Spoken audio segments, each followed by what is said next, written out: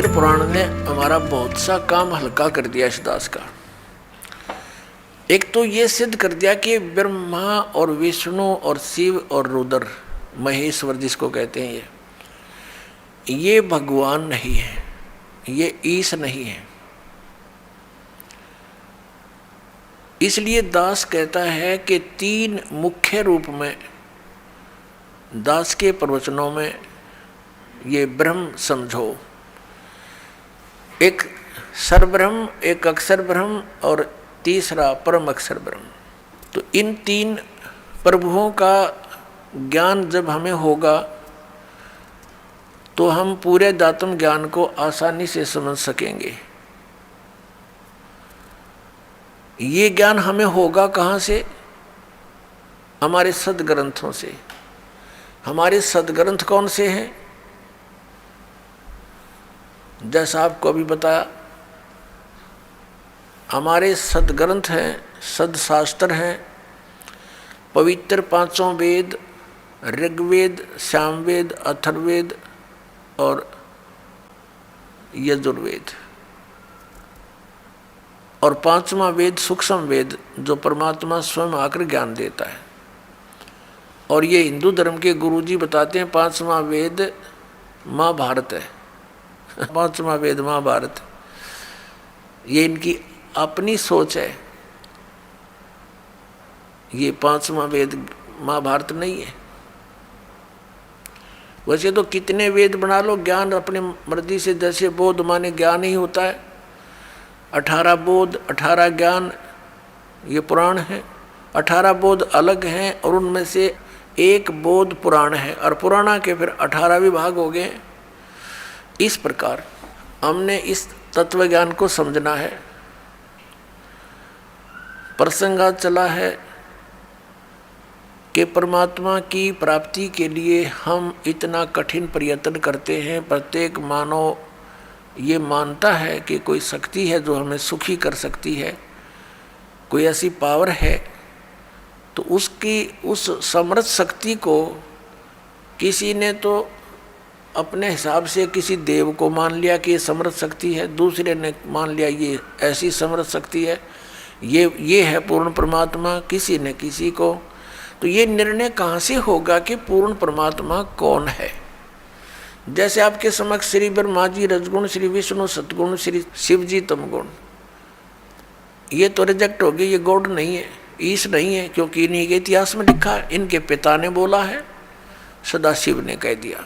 ठीक है, अब ये सदाशिव कौन है? ये कहता मेरा एक ओम अक्षर है। ओम अक्षर किसका है? ब्रह्म का। तो ये ब्रह्म ही सदाशिव रूप में प्रकट हो गया।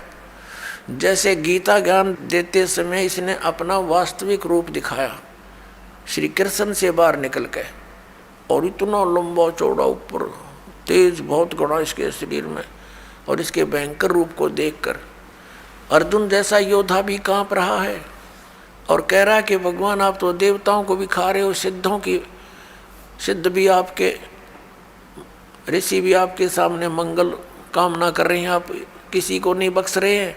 तो 11वें अध्याय के 32वें श्लोक में कहता है कि मैं काल हूँ भाई, और अब प्रवृत्त हुआ हूँ। श्री कृष्ण काल नहीं थे। श्री कृष्ण जी ने पहले कभी अपने आप को काल नहीं कहा, बाद में कभी उसने काल नहीं कहा।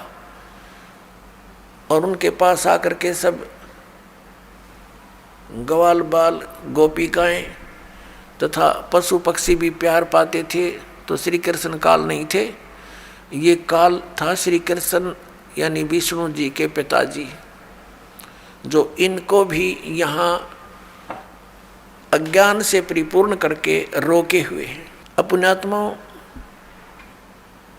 उस कौन से परमात्मा की हम भक्ति करें, इसका निर्णय हमारे सदग्रंथों में। सदग्रंथ आपको बता दिया, ये पांचों वेद, और इन 4 वेदों का निष्कर्ष संक्षेप श्रीमद् भगवत गीता में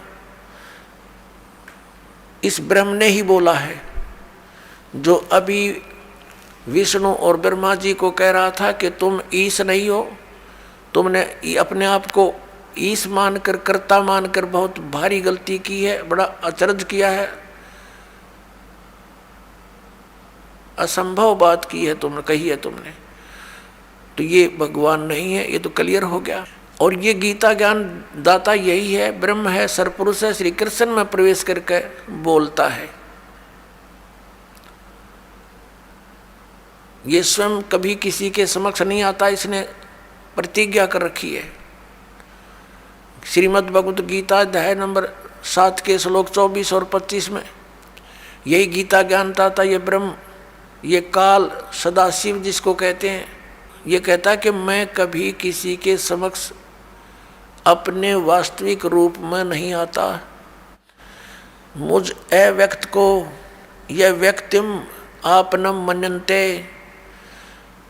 ये बेबुद्धि के लोग, मंदबुद्धि के व्यक्ति मुझे श्री कृष्ण मान रहे होंगे व्यक्ति रूप में प्रकट। आई एम नॉट कृष्ण, मैं अपनी योग माया से छुपा रहता हूँ, मैं कभी किसी के समक्ष नहीं आता। ये मेरा अनुत्तम एक नियम है, घटिया नियम है और अविनाशी अटल नियम है कि मैं कभी अपने वास्तविक रूप में, जो ये मेरा रूप है, असली मैं काल हूँ, मैं किसी के समक्ष नहीं आता। तो ये कहता है कि मुझे ये कृष्ण मान रहे हैं, मैं कृष्ण नहीं, मैं गुप्त अपने कार्य जो करता हूँ, मेरे कर्म और जन्म अलौकिक हैं। श्रीमद् भगवत गीता अध्याय नंबर 4 के श्लोक नंबर 5 और 9 में इसने स्पष्ट किया है।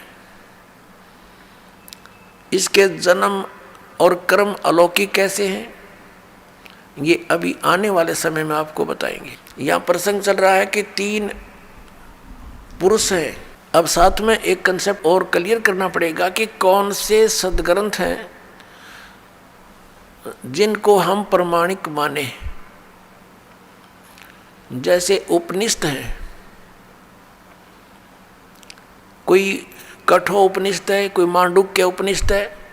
ये मांडुक्य नाम का एक ऋषि था, उसने जैसा वेदों को समझा और जो अपना भक्ति विधि अपनाई और उससे जो उसको अनुभव हुआ, उसने अपना अनुभव लिख दिया। वो उस मांडुक्य ऋषि का अपना अनुभव है।